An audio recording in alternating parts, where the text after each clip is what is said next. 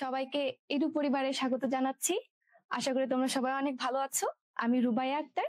আজকে আমি তোমাদের বাংলা দ্বিতীয় পত্রের ভাষা এবং বাংলা ভাষা নিয়ে কথা বলবো এবং সাথে ব্যাকরণ সম্পর্কে একটু ধারণা দিব তোমাদের। বাংলা ব্যাকরণের ধারণা এবং ইতিহাস। ব্যাকরণ মানে কি বলো?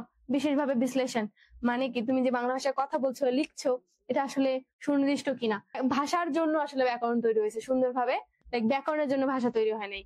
তুমি ভাষাটা বিশেষভাবে বিশ্লেষণ করতে পারো, জানতে পারো যে এই ভাষাটা কতটা সমাসবদ্ধ পদ নিয়ে গঠিত হলো, কোন কোন ক্রিয়াপদ নিয়ে গঠিত হলো, বা আর কি কি করলে ভাষাটা আরো সুন্দরভাবে লিখিয়ে প্রকাশ করা যাবে। এটার জন্যই হচ্ছে এই যে দেখো, বাংলা ব্যাকরণের মূল ধারণা ঐতিহাসিক বিকাশে।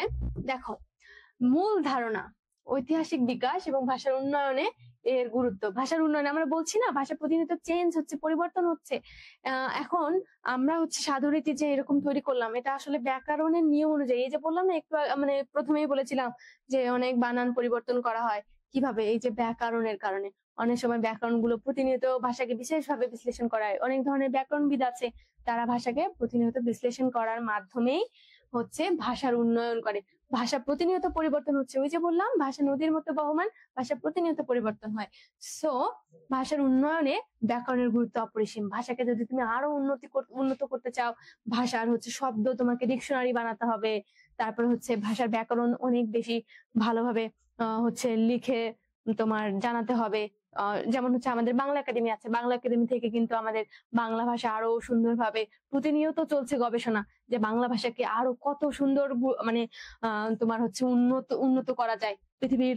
যেমন বাংলা ভাষায় কিন্তু এখন অনেক মানুষ কথা বলছে, যে ওটা নিয়ে আমাদের কনফিউশন, একটু পরে আমরা ওটা নিয়েও কথা বলবো, সমস্যা নেই। ঠিক আছে, এই জন্য বলছি ব্যাকরণ আমাদের জানতে হবে। ব্যাকরণ মানে হচ্ছে বিশেষভাবে বিশ্লেষণ। ব্যাকরণ হচ্ছে তার মানে কি, যে নিয়ম জানলে আমরা হচ্ছে বাংলা ভাষা শুদ্ধভাবে পড়তে লিখতে পারবো।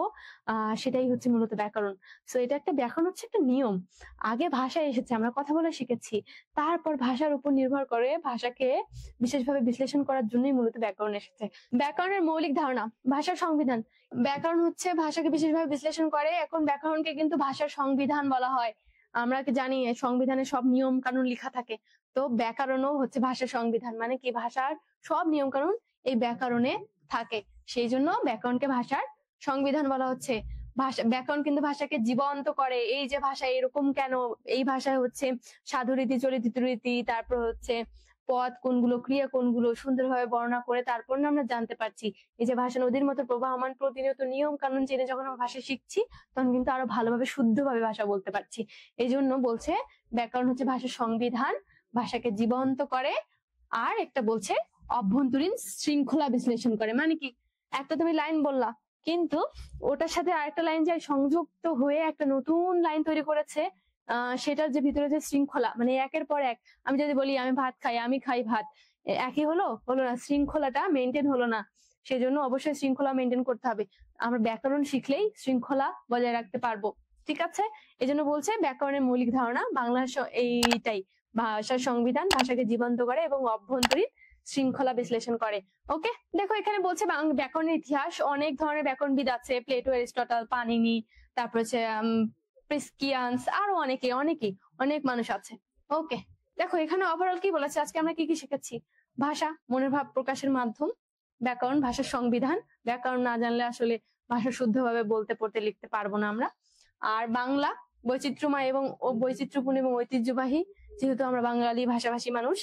আরেকটা হচ্ছে রীতি, সাধু এবং চলিত। ওই যে তোমাদেরকে বলছি না, তখন শুরু থেকে বলছি, রীতি মূলত হচ্ছে দুই প্রকারে বলা হয়েছে, কিন্তু আরেকটা পড়েছি, সেটা হচ্ছে আঞ্চলিক রীতি। ঠিক আছে, আল্লাহ হাফেজ, ভালো থেকো সবাই।